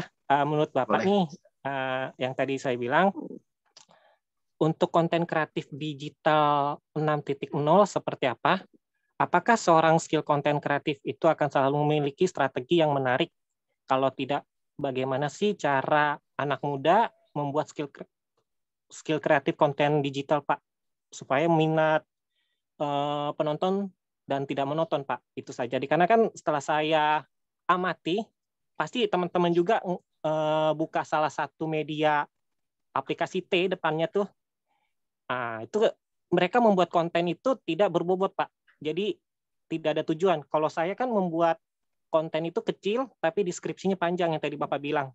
Jadi saya membuat konten motivasi buat anak-anak yang kayak frustasi, terus karena kegagalan dari kesolahannya. Nah itu saya membuat konten yang to the point tapi deskripsinya panjang. Nah, menurut Bapak gimana, Pak? Itu saja. Makasih ya, Pak. Assalamualaikum. Baik, Waalaikumsalam. ini mah praktisi ini mah. Ya. Baik, langsung ya. Langsung aja Bapak. Ini barusan itu Pak Erik ya? Atau Betul Pak, betul. masih muda kayaknya? Panggil Erik aja, Pak. Kalau Bapak Ya, udah tua. baik. Erik ya. Ini tebakan saya salah satu konten kreator yang positif nih. Nah, kalau apakah akan selalu memiliki strategi yang menarik? Bukan hanya di konten kreator, bukan di konten kreatif, tapi hampir di segala bidang. Kita itu harus memberikan sesuatu yang menarik. Dan sesuatu menarik itu tidak akan terwujud kalau kita tidak membaca atau mendapatkan sumber-sumber yang lain. Kalau kita fokus seakan-akan kita paling jago dalam konten ini, dan kita tidak membaca bagaimana pasar bereaksi, bagaimana pasar berubah, itu kemungkinan besar apa yang kita sebut menarik itu menurut orang lain itu tidak menarik. Kalau contohnya saya mengajar, merasa bahwa saya pernah menjadi dosen terbaik, saya pernah menjadi narasumber di sana-sini, dan saya tidak membaca atau menambah ilmu dari yang lain, itu boleh jadi suatu saat saya bahkan dikritik dan dijatuhkan oleh mahasiswa dalam tanda kutip. Solusinya, baca terus, lihat terus, kalau ikut pelatihan terus. Tapi kalau tidak ikut pelatihan, tidak selalu. Kita bisa membaca kalau barusan bagus dibanding-bandingkan. Selanjutnya, yang lain konten-kontennya tidak berkualitas, Pak Erik sudah motivasi, itu saya acungi jempol. Dan mudah-mudahan itu tetap bertahan terus ditingkatkan. Memang tidak dipungkiri, dalam konten baik blog ataupun YouTube, sekarang ada orang yang ingin cepat. Maka mereka membuat sesuatu sensasional. Yang penting terkenal saja, yang penting viral saja, tapi tidak melihat bagaimana isinya. Nah, saya kurang setuju memang seperti itu. Tapi kita juga jangan sampai merasa nyaman di zona bahwa kita ini sudah mengedepankan kualitas, bahwa kita ini sudah mengedepankan motivasi. Kita harus curi sedikit-sedikit itu strategi mereka. Ya, kalau dulu di televisi itu kita terus-terusan mengkritik orang televisi, maka saya biasanya diserang sama teman-teman itu. Kenapa Anda tidak membuat televisi sendiri? Nah, begitu Pak Erik, mungkin mudah-mudahan nyambung. Ini sebenarnya kalau pertanyaan dari Pak Erik, ini masukan untuk teman-teman yang lain yang ingin jadi konten kreator. Cenderungnya bukan hanya pertanyaan, ini memberikan pesan positif kepada teman-teman yang lain. Yuk kita menjadi konten kreator. Dan memang konten kreator saat ini setahu saya, yang sedikit saja, kampus saya sendiri, yayasan saya sendiri, mengejar-ngejar konten kreator itu. Ya, jadi kalau prospek atau masa depan konten kreator sangat hebat. Dan mungkin Pak Erik lebih tahu, nanti bisa sharingnya di sesi yang baru. Konten kreator sekali lagi tidak hanya serius-serius. Kalau serius-serius kan pembacanya pada tidur, bahkan skip. Tapi kita menyampaikan sesuatu yang positif dengan santai, dengan menarik, seakan-akan kita seperti selebritis, padahal kita punya isinya itu mendalam gitu. Einstein isinya, luarannya artis kita, nggak apa-apa lah seperti itu. Terima kasih Pak Erik atas idenya.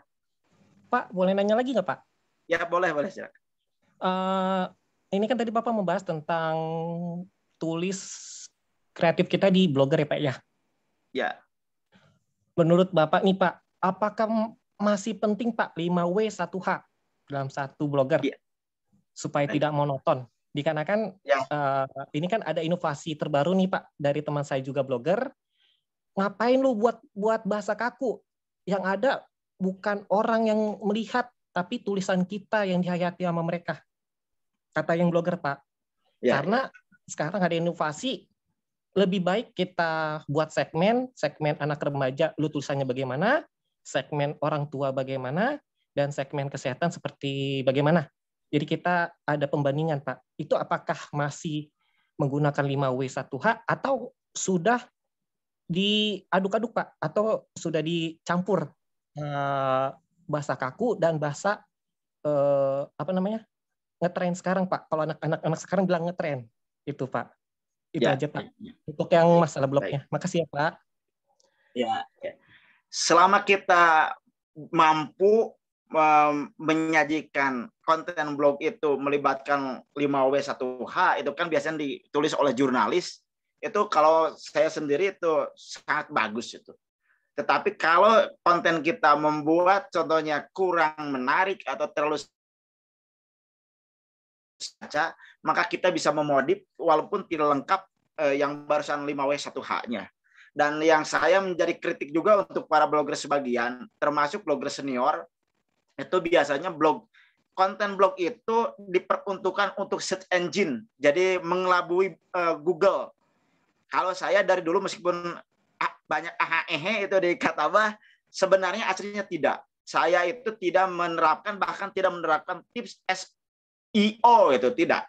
Saya menulis untuk manusia, bukan untuk Google. Dan saya yakin ke depan, karena Pak Erik mungkin lebih tahu, ada perubahan-perubahan algoritma Google yang membuat sekarang itu 2 tahun kemudian itu banyak blog yang ditendang itu dari search engine.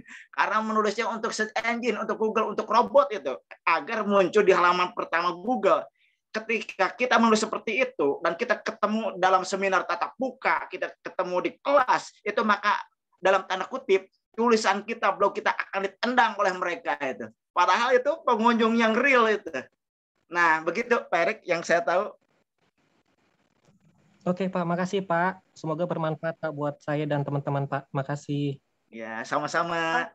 Oke, terima kasih Kak Erik. Pertanyaannya sangat luar biasa sekali dan Ya, sangat Erik, berbobot ya, sekali nih. Ya, betul. Dan mudah-mudahan banyak Erik-Erik yang lain bermunculan nih.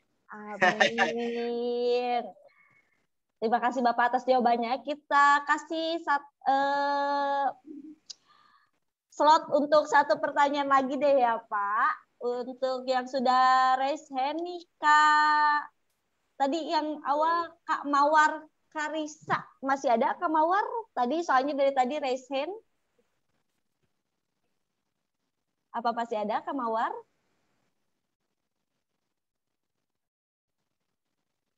Oke, Kak Mawarnya sepertinya sudah live ya. Untuk Kak Emor Esther Victoria, boleh Kak Emor silakan, boleh bertanya, silakan on mic saja. Terima kasih untuk kesempatan yang diberikan. Saya Emor Esther Victoria dari Universitas Samratulangi. Saya mau bertanya kepada Bapak, jika ada masalah dalam blog, bagaimana solusi untuk mengatasinya? Terima kasih. Mungkin secara sederhana ada 2 masalahnya ya. Satu, masalah dalam desain blognya. Jadi blognya ada yang hack tapi jarang terjadi itu. Atau blognya tiba-tiba loadingnya berat banget. Itu solusinya memang kita harus ikutan ke forum-forum blogger. Solusinya. Tapi kalau masalahnya di konten, saya rasa yang bermasalah itu paling konten kita tidak muncul di halaman pertama Google atau jarang pembacanya. Maka itu biasanya salah satunya kita harus membuat keyword. Keyword itu berulang, walaupun jangan dibuat berulangnya seperti mengelabui search engine, mengelabui Google lah yang mudah malah. Contohnya gini, kita membahas tentang skripsi ya, judul skripsi sistem informasi contohnya gitu. Nah, di bawah itu biasanya ada 3 keyword tentang judul skripsi itu. Contoh judul skripsi sistem informasi di paragraf pertama contohnya. Di tengah-tengah itu ada lagi begitulah judul skripsi, atau berikut ini contoh judul skripsi prodi sistem informasi. Seperti itu keywordnya. Itu bisa digali terus, dilatih terus ketika konten kita memang sepi pengunjung. Tapi secara garis besar, masalah di blog mah tidak terlalu banyak masalah. Yang masalah besar itu tidak mau nulis. Nah itu. Jadi jarang sekali blog dihack, enggak lah. Apalagi yang blognya ngambil dari blogspot.com, itu kan keamanannya dari Google. Kalau kita menggunakan yang berbayar pakai platform WordPress, itu keamanannya selain dari WordPress, dari penyedia hosting juga itu ada. Jadi kita tinggal duduk santai dan fokus untuk menulis. Begitu. Jadi gitu Kakak. Terima kasih banyak. Ini menjadi pertanyaan terakhir dari sesi webinar hari ini. Ketika dilihat-lihat banyak sekali pertanyaan yang mungkin belum dijawab sama Pak Komar, tapi mohon maaf sekali semua teman-teman karena waktunya kita sangat terbatas. Bisa nanti kita lanjutkan diskusinya di grup ya. Terima kasih sekali lagi kepada Bapak Komarudin Tasdik untuk waktunya juga pemaparannya yang telah diberikan nih kepada kita semua pada malam hari yang ceria ini. Semoga apa yang dipaparkan oleh Pak Komar bisa bermanfaat bagi kita semua. Amin. Amin, amin, amin. Dan saya juga mengucapkan terima kasih kepada panitia, tim PPM-nya, keren sekali. Dan kepada semua teman-teman yang sudah berkenan untuk mendengarkan sharing dari saya, walaupun yang sedikit ini, mudah-mudahan bermanfaat. Dan sangat saya apresiasi, saya lihat ini partisipasinya malah bertambah nih. Ya, 92. Sekali, Pak Ya, terima kasih banyak untuk semuanya, sukses untuk semuanya, tidak hanya dari uang, tapi kita sukses dengan penuh keberkahan. Begitu ya. Amin. Terima kasih juga kepada teman-teman yang telah aktif bertanya dan juga mengikuti webinar ini sampai akhir. Setelah kita simak bersama-sama, tentu ya tidak pernah ada kata terlambat nih untuk mulai menulis blog. Yuk tulis aja, tulis. Jangan nunggu mood bagus lah pokoknya, tapi tulis apapun dan kapanpun. Sekali lagi terima kasih banyak Bapak Komarudin Tasdik atas waktunya. Semoga sehat selalu. Sampai bertemu lagi. Dan saya kembalikan lagi kepada Kak Hayati selaku MC. Baik, Alhamdulillah. Terima kasih banyak kepada Pak Komarudin. Dan terima kasih banyak juga kepada moderator kita, Regina Arifani. Ya, kita telah sampai di penghujung acara atau sesi yang sangat menarik, yaitu bagi-bagi hadiah dari materi yang sudah disampaikan tadi oleh Pak Komarudin yang dipandu oleh Kak Regina Arifani. Ya, memasuki acaranya, boleh. Tadi kita berbicara tentang penghasilan dari blog ya. Nah, siap-siap ya. Oke.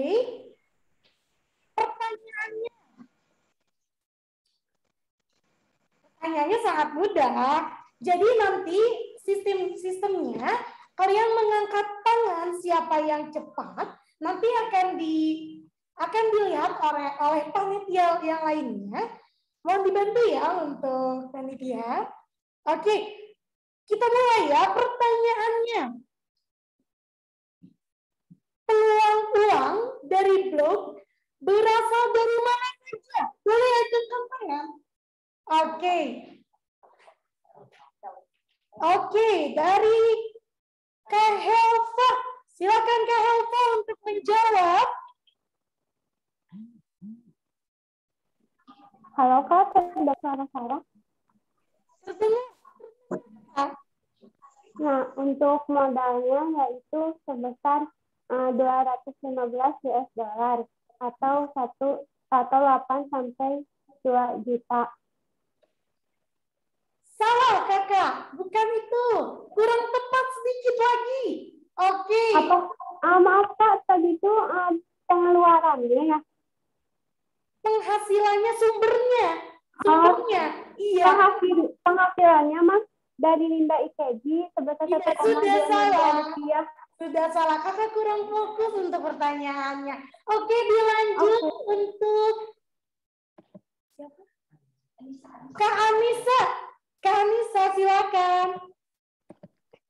Baik Kak, peluang uang itu bisa dari iklan, skill, relasi, personal branding, donasi, kantor virtual, serta narasumber. Coba Kakak sekali lagi. Iklan, skill, relasi, personal branding, donasi, kantor virtual, serta narasumber.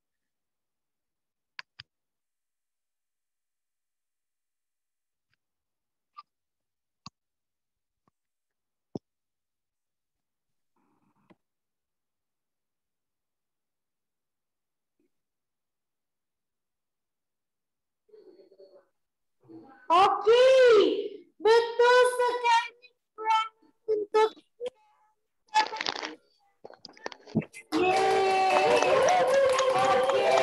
Makasih, Kak. untuk bagi yang mendengarkan materi dari awal hingga akhir, pasti jawabannya akan benar. Oke, terima kasih Kak Anissa. Nanti Kak Anissa boleh untuk chat pribadi ke admin yang ada di grup WhatsApp. Pilih salah satu saja ya.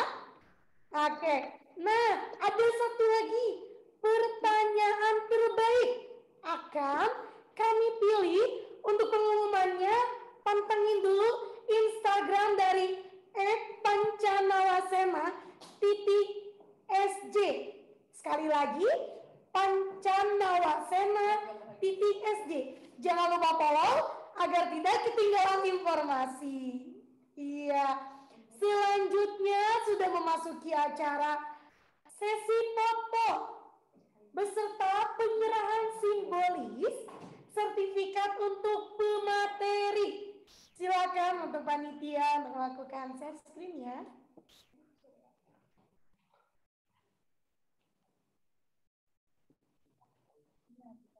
Oke, boleh untuk bergaya karena nanti panitia akan melakukan sesi foto.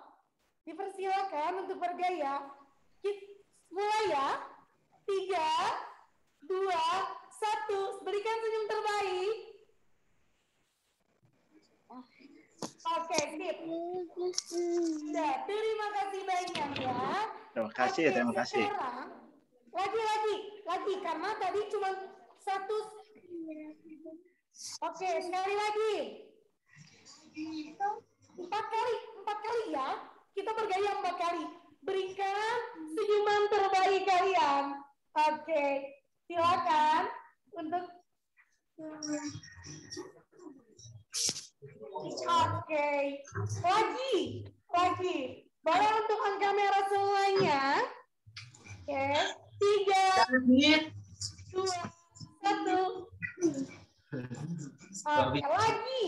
Oke, berikan senyum meski sudah malam. Wah, lagi. Oke, 2 kali lagi. 1 kali lagi, maaf. Oke, 3, 2, 1. Wah, mantap. Terima kasih banyak kepada Pak Komar selaku narasumber kita pada malam ini yang luar biasa, yang sangat kompeten di bidangnya, serta moderator dari Kak Regina Arifani. Terima kasih banyak Kak Regina. Oke, serta para peserta yang luar biasa, sangat antusias telah menyimak.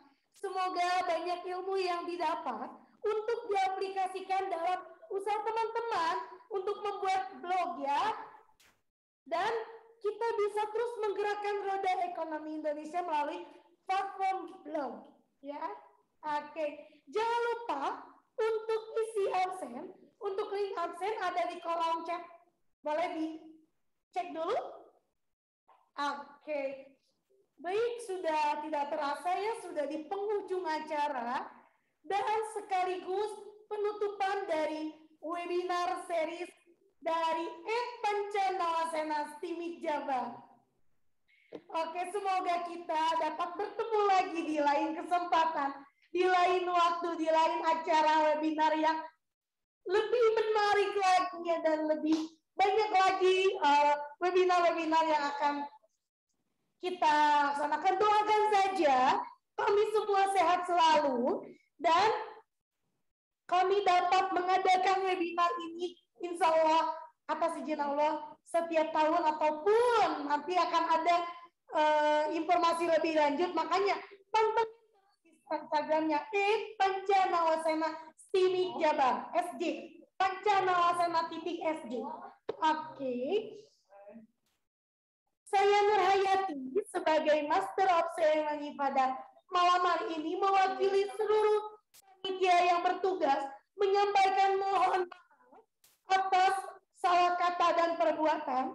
Akhir kata, terima kasih banyak dan wassalamualaikum warahmatullahi wabarakatuh. Waalaikumsalam warahmatullahi wabarakatuh. Terima kasih. Marangga, Sedayana. Semuanya mari. Terima kasih Pak Komarudin. Terima kasih panitia. Terima kasih Pak Selalu Komarudin. sukses. Jangan lupa untuk isi absen ya. Izin lab ya. Ya, terima kasih Pak Komar. Oke. Jangan lupa untuk isi absen ya. Salam kenal, salam sehat untuk kita semua. Semoga kita dapat bertemu di acara selanjutnya. Sama-sama.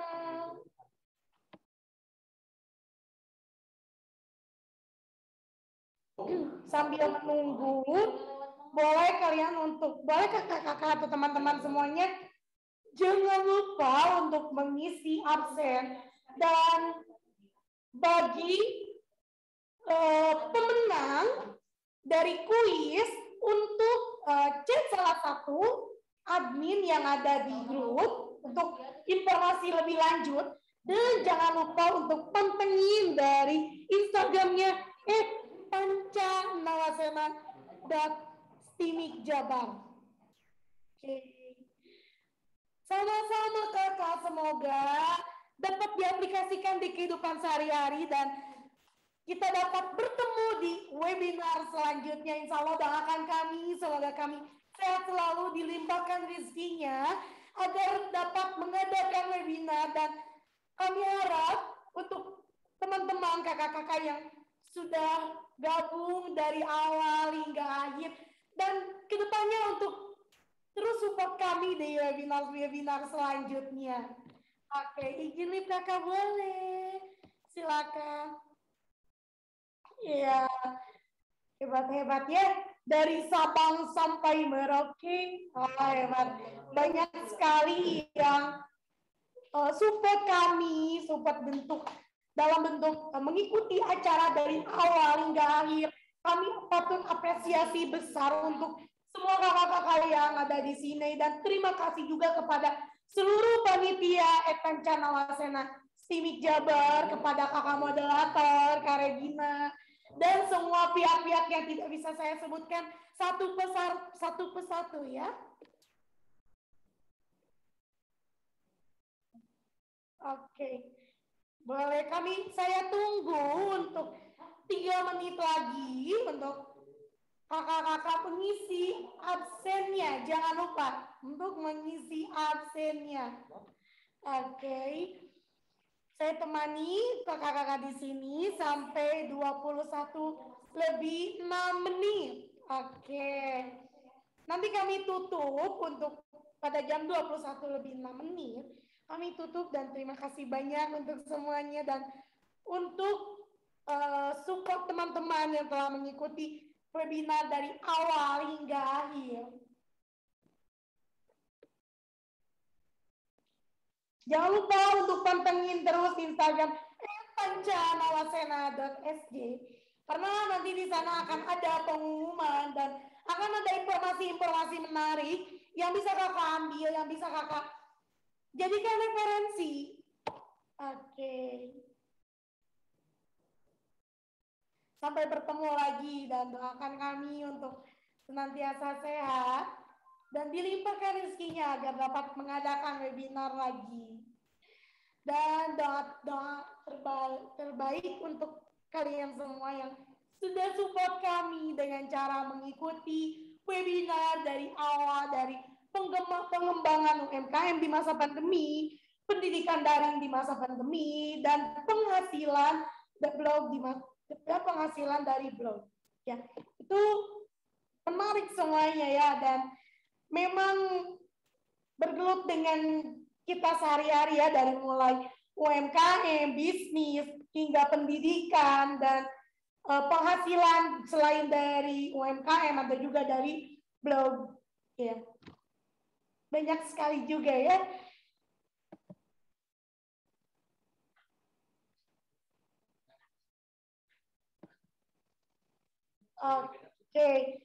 Oke, sudah memasuki waktu 21:05 dan akan kami tutup.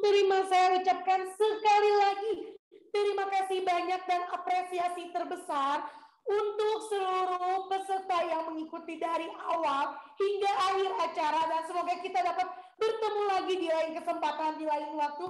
Saya izin lip untuk semuanya. Terima kasih banyak.